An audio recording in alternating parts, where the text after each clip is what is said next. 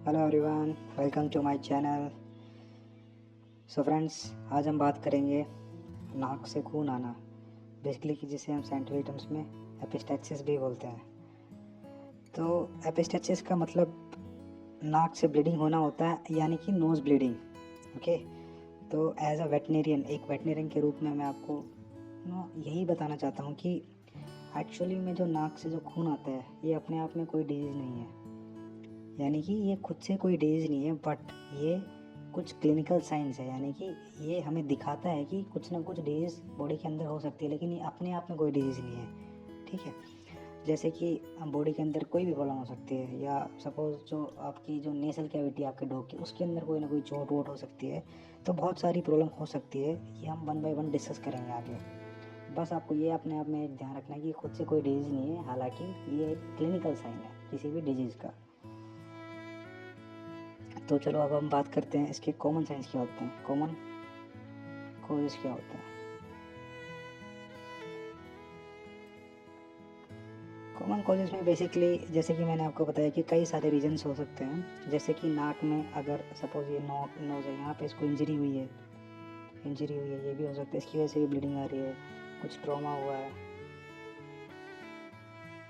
इसको यहाँ पे, या इसके अंदर कुछ नाक के अंदर कुछ इन्फेक्शन हुआ है। सपोज़ कोई फ़ॉरेन बॉडी अटक गई है नाक के अंदर, सपोज़ इसने कोई ना कोई फ़ॉरेन पार्टिकल्स अंदर चला गया जिसने इन्फ्लामेशन कर दिया यहाँ पे, एंड यहाँ की जो वॉल्स है, जो नाक की जो ब्लड वेसल्स है, वो ब्रेक हो गई, यानी कि फ़ॉरेन बॉडीज़ भी हो सकती है। फ़ॉरेन बॉडी जब पार्क वार्क यहाँ पे डॉग से जाते हैं, उस टाइम पे कुछ ना कुछ घास का कुछ शार्प तिनका चला गया नाक के अंदर, उसी की बात कर रहा हूँ फ़ॉरेन बॉडीज़ में। या कोई और भी particle for that matter, like कोई छोटा मोटा स्टोन भी चला गया, उसको भी हम फ़ॉरेन बॉडी में ही कंसिडर करेंगे। या फ्रेंड्स, कई केसेस में ना नेसल माइट्स भी होते हैं। नेसल माइट्स बेसिकली नाक के अंदर पाए जाने वाले छोटे छोटे कीड़े होते हैं। वो आपको नॉर्मल आँखों से नहीं दिखेंगे, ये आपको माइक्रोस्कोप में ही देखने पड़ेंगे। तो ये बेसिकली जो नाक के जो अंदर वाली बॉल होती है, उसके अंदर एम्बेडेड होते हैं, अंदर रहते हैं बिल्कुल। तो ये आपको ऐसे नहीं दिखेंगे, बट ये होते हैं। आपको कंफर्मेशन कैसे करना है, ये आप माइक्रोस्कोप के थ्रू देख सकते हैं। एंड उसके बाद कुछ यहाँ पे फंगल इन्फेक्शंस भी देखे पाए गए हैं। फंगल इन्फेक्शन के कारण भी कई बार ब्लीडिंग नाक से होती है, या कुछ कैंसर्स ग्रोथ हो जाती है। कई बार लोग के ना जो ये नेसल कैविटी यहाँ पे ये कॉलीफ्लावर लाइक ग्रोथ हो जाती है। ठीक है, कॉलीफ्लावर लाइक ग्रोथ,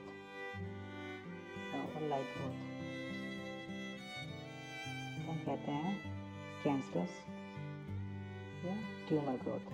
इसकी वजह से भी नाक से ब्लीडिंग होती रहती है।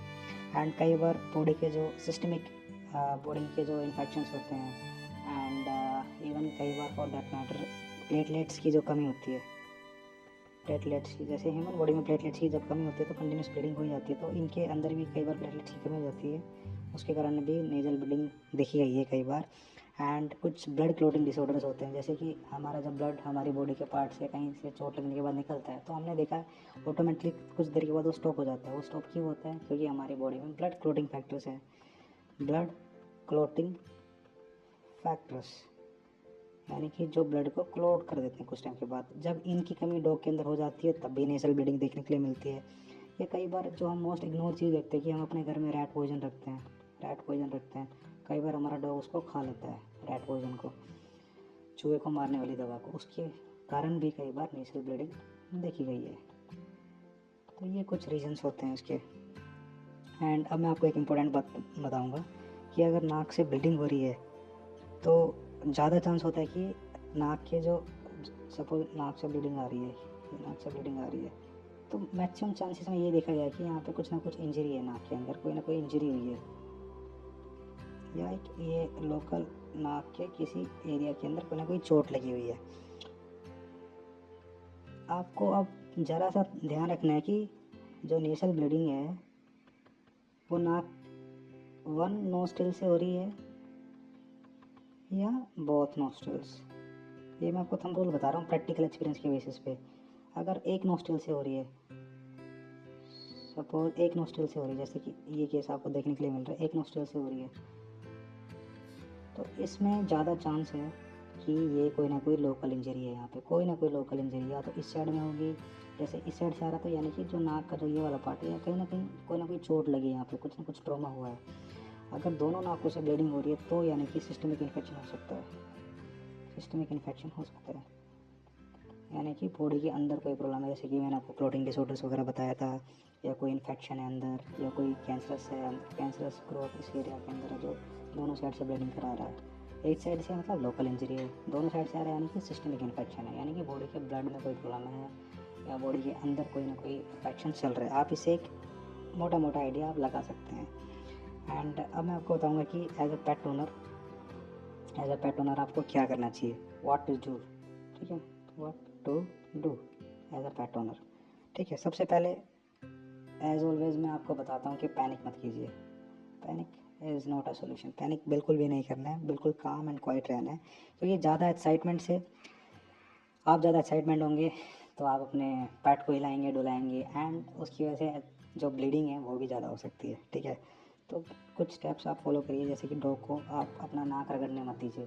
क्या होगा कि जब उसको ब्लीडिंग होगी तो कई बार उसको थोड़ी ईचिंग भी होती है नोज़ के अंदर, नोज़ ईचिंग, तो उसकी वजह से क्या करता है वो अपने नोज़ को दीवार के साथ में रगड़ता है, तो वो आप मत करने दो बिकॉज उससे ब्लीडिंग बढ़ जाएगी। सेकंड क्या करता है वो अपने पंजों से अपने नाक के ऊपर मारता है, आपने बहुत बार देखा होगा। इससे क्या है कि वो अपने आप को हर्ट भी कर लेता है। ठीक है, अपने पोज से अपने नोज़ को वो करता है, छेड़ता है एंड उसको मतलब बेसिकली उस इचिंग को मिटाने के लिए in a good spirit, but actual में हो जाता है कि उसको और ट्रॉमा हो जाता है, तो सिस्टमिक इन्फेक्शन पड़ने के चांस और बढ़ जाते हैं एंड ब्लीडिंग भी ज़्यादा हो जाती है। ठीक है, थर्डली आपको क्या नहीं करना है कि आप घर पे कोई भी रैंडम मेडिसिन मत दीजिए, क्यों यार, अपने डॉग की लाइफ के साथ रिस्क लेना है आपको। ठीक है, स्पेशली क्या करते हैं, मैंने बहुत सारे पेट ओनर्स देखे हैं जो पेन किलर देते हैं, जैसे कि एस्पिरिन दे देते हैं बिना वेटनरी एडवाइस के। एस्पिरिन जो मेडिसिन आती थी, एस्पिरिन, ठीक है, या कोई पेन किलर, भाई ये बहुत डेंजरस है pain killers. never do them, like do injustice to your dog by giving this medicine. Okay, excuse me, right. And क्योंकि ये ब्लीडिंग को बहुत बढ़ा सकते हैं। बहुत सारे केसेस में देखा गया है फ्रेंड्स, मेरे पास केसेस आते हैं जब केस बहुत ज़्यादा बिगड़ जाते हैं, पेट ओनर से पूछता हूँ क्या हुआ तो वो कहते हैं हमने घर पे पेन किलर दिया था। पेन किलर आपकी ब्लीडिंग को और बढ़ा देगा, पेन किलर आपकी ब्लीडिंग को और बढ़ा देगा, डॉग की ब्लीडिंग को। तो never give pain killers during the nasal bleeding in your dog. अब मैं आपको ये बताऊंगा कि इसको कैसे आप समझ सकते हैं कि इमरजेंसी केस है। ठीक है, इमरजेंसी समझने के लिए आपको इसको क्लासीफाई करने के लिए आप कैसे बांध सकते हैं कि इमरजेंसी है। नंबर 1, एज सबको पता कि अगर ब्लीडिंग बहुत ज़्यादा हो रही है, नाक से ब्लीडिंग बहुत ज़्यादा हो रही है, तो आप समझ लें कि भाई इमरजेंसी केस है। ब्लीडिंग रुक ही नहीं रही, बार बार हो रही है, यानी कि अगेन एंड अगेन हो ही जा रही है, वो रुक ही नहीं रही है, तो अभी इमरजेंसी केस हो सकता है। आपका डॉग वीक होता जा रहा है, डॉग वीक बहुत ज़्यादा हो रहा है, वो बिल्कुल लेथार्जिक हो गया, आलसी हो गया, उठ ही नहीं रहा है बिल्कुल भी, खाना पीना छोड़ दिया उसने। फोर्थ इंपॉर्टेंट है, आप अपने डॉग के जो गम्स है ना उनको चेक कर सकते हैं। यूजली ये लाइट पिंक होते हैं, बट आप देख रहे हैं कि ये पेल हो रहे हैं, यानी कि टुवर्ड्स वाइट साइड जा रहे हैं, तो आप समझ सकते हो कि आपके डॉग के अंदर ब्लीडिंग बहुत ज़्यादा हो रही है एंड ब्लड इतना ज़्यादा निकल चुका है कि अब उसके जो गम्स में है वो भी वाइट होने स्टार्ट हो रहे हैं, यानी कि ब्लड बिल्कुल नहीं बचा है गम्स के पास में। या उसको आप देख सकते हैं कि ब्रीथिंग प्रॉब्लम हो रही है, देखिए ब्लड बाहर निकलता जा रहा है। हम सबको पता है कि ब्लड के थ्रू ऑक्सीजन सप्लाई होता है हमारे डिफरेंट बॉडी पार्ट्स में। अब ब्लड ही कम होता जा रहा है तो ऑक्सीजन की सप्लाई भी नहीं होगी, ऑक्सीजन की सप्लाई नहीं होगी तो उसको ब्रीथिंग प्रॉब्लम होगी, सिंपल सी बात है। ठीक है, या उसके बॉडी के कई पार्ट पे आपको ब्रूजेस दिख रहे हैं, ब्रूजेस यानी कि जो थोड़ी सी जो अपनी झड़क लग जाती है किसी बॉडी के ऊपर, बॉडी पार्ट के ऊपर, जो हल्का सा जो हम खरोच बोलते हैं उसी को बेसिकली ब्रूज कहते हैं, या कुछ रेड स्पॉट्स हो गए। ठीक है, ये सब आपको दिख रहे हैं तो ये एक इमरजेंसी के साइंस है। एंड 7, जब आपका डॉग यूरिन कर रहा है तो यूरिन में अगर ब्लड आ रहा है तो ये भी एक डेंजरस साइन बता रहा है कि, या अगर उसके स्टूल में ब्लड आ रहा है तो ये भी मतलब ये आपको कुछ बताएगा कि यार हाँ मेरा डॉग अभी थोड़ा सीरियस कंडीशन में जा रहा है and I need a serious veterinary care right now, या वेटनरी एडवाइस। अब क्या करना चाहिए। कई बार फ्रेंड्स मेरे पास बहुत केसेस आते हैं जिसमें मैंने ये भी देखा है कि फेस पे स्वेलिंग आ जाती है, तो इससे भी आप एक आइडिया लगा सकते हैं कि हाँ मेरा डॉग अब क्रिटिकल साइड में जा रहा है।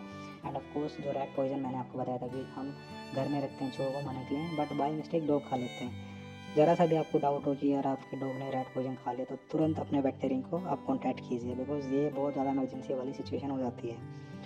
अब बेसिकली वेटरिनरी क्या करेगा, वेट डॉक्टर क्या करेगा, वहाँ पे बेसिकली वो आपके डॉग को आइडेंटिफाई करेगा कि क्या कंडीशन है, क्या इसकी सीवियरिटी है, ये कौन सी स्टेज में है, आपसे वो हिस्ट्री लेंगे, उनको ज़रा सा आइडिया लगाने के लिए कि मतलब हुआ क्या एक्चुअल में इसको, कि भाई इसने कोई रैट पॉइजन तो नहीं खाया, आपके घर में रैट पॉइजन तो नहीं था, या ब्लीडिंग एक नाक से हो रही है या दो नाक से हो रही है या कब से हो रही है, ये जो मैंने आपको क्लिनिकल साइंस बताई है उसके अंदर दिख रहे हैं। वो इन सब हिस्ट्री लेने के बाद एक आइडिया लगा लेगा कि भाई हाँ कुछ ना कुछ प्रॉब्लम है। दैन उसके बाद वो आपके डॉग का ब्लड प्रोफाइल काउंट कराएगा, उसमें देख लेगा कि हाँ हीमोग्लोबिन कम हो रहा है या प्लेटलेट काउंट कम है या क्लोटिंग प्रोफाइल कम है, या बेसिकली वो ब्लड प्रेशर भी चेक करेगा आपके डॉग का। तो इससे उसको भी एक आइडिया लग जाएगा कि हाँ ये इन्फेक्शन लोकल है, चोट वाला है, या कोई सिस्टमिक है यानी बॉडी के अंदर है, इससे उसको पता चल जाएगा। ठीक है, कई केसेस में वो आपको एक्सरे भी कराएगा आपके डॉग के नोज़ की, to check whether there is some injury और नॉट। इसी को हम कहते हैं राइनोस्कोपी, राइनोस्कोपी। एंड क्योंकि ट्रीटमेंट हमेशा ना को स्पेसिफिक होता है, ऐसे नहीं कि आप रैंडमली कोई भी ट्रीटमेंट कर दो। अगर लोकल इंजरी है तो लोकल इंजरी का ट्रीटमेंट करेगा, अगर सिस्टमिक इन्फेक्शन है तो सिस्टमिक का ट्रीटमेंट करेगा। तो ये बेसिकली कंफर्म करने के लिए ये सब चीज़ें उसको करनी पड़ेगी, सो दैट जैसा इन्फेक्शन है वैसा ही ट्रीटमेंट हो, ऐसे ही नहीं कि आँख बंद करके कोई भी ट्रीटमेंट कर दो। तो ये सब चीज़ें मैंडेटरी है एक डॉक्टर के लिए भी करना। एंड फाइनली मैं अपने जो फाइनल वर्ड्स कहूँगा कि वो यही है कि जो नाक से जो खून आ रहा है आप इसे बिल्कुल भी इग्नोर मत कीजिए, and try to collect as much as history आप रिकलेक्ट कीजिए, बिकॉज ये आप अपने डॉक्टर को जब बताएंगे तो उसके लिए उसको डायग्नोज करना थोड़ा इजी हो जाएगा, थोड़ा उसको इजी हो जाएगा उसके लिए। एंड इसको बिल्कुल भी आप ना आप इसको अगर इग्नोर करेंगे तो इस एक बार ये प्रॉब्लम सीरियस हो गई, बिकॉज ब्लड एनिमल की बॉडी से कंटिन्यूसली लूज़ हो रहा है, एंड इसके लूज़ होने की वजह से बहुत सारी प्रॉब्लम्स आ सकती है, जैसे कि मैंने आपको बताया उसको ब्रीथिंग प्रॉब्लम हो जाएगी क्योंकि ऑक्सीजन सप्लाई नहीं हो रहा ब्लड के अंदर, एंड उसको ऐसे ब्लड रिलेटेड काफ़ी सारी प्रॉब्लम्स हो जाएंगी जैसे स्वेलिंग वगैरह। तो वो बाद में नॉर्मल आने में बहुत ज़्यादा टाइम लग जाएगा, आपका पैसा भी खर्च होगा, टाइम भी खर्च होगा, and it will be a prolong treatment. तो अगर आप इसको टाइम पे कर लेंगे, डॉक्टर को बता देंगे, डॉक्टर की एडवाइस ले लेंगे, तो आपका डॉग टाइमली ठीक हो जाएगा। And never try to become a doctor yourself, घर पे बिल्कुल भी ट्राई मत करना, क्योंकि यार ऑलवेज आई से कि यार मेरे पास ना हज़ारों केस आते हैं जिसमें डॉग ओनर यही बोलता है सर हमने घर में ट्राई किया या हमने यूट्यूब पे देख के ट्राई किया, उससे सिचुएशन ख़राब हो रही है, आप क्यों अपने पेट की हेल्थ के साथ खेल रहे हैं। मतलब आई डोंट अंडरस्टैंड, मतलब या तो एक क्वालिफाइड वेटनरियन से आप एडवाइस लीजिए, या मतलब अपने डॉग को हॉस्पिटल में लेके जाइए, दैट्स इट। मेरे वर्ड्स यही रहेंगे यार, मतलब don't try to be yourself veterinarian, because जो वेटनरियन जिसने 6 साल पढ़ाई की है इज़ नॉट अ मैड यार, वो पागल नहीं है। तो ही कैन एक्चुअली आइडेंटिफाई कि मतलब क्या क्या कॉज हो सकता है। रादर आप अपने डॉग का खुद ट्रीटमेंट करें एंड उसमें कुछ गलती करें, बिकॉज एक बार कंडीशन ग्रे हो गई तो उसको नॉर्मल में लाने में काफ़ी पैसा एंड टाइम खर्च होगा। तो it is for your benefit only. And finally, if you love this content, if you like the channel, do subscribe, like, and now we will continue to bring more and more pet related queries and their solutions and more pet related content. अगर आपको कोई और इससे related इसके अलावा भी अगर आपको कोई और डिटेल्स के बारे में आप जानना चाहते हैं या आप चाहते हैं कि मैं बनाऊं कोई वीडियो, तो प्लीज़ कमेंट्स में उसके बारे में बताइए, मैं श्योरली आपके लिए नई वीडियो बनाऊंगा। एंड ओके फ्रेंड्स, मिलते हैं देन नेक्स्ट वीडियो में। Thank you, bye bye, take care.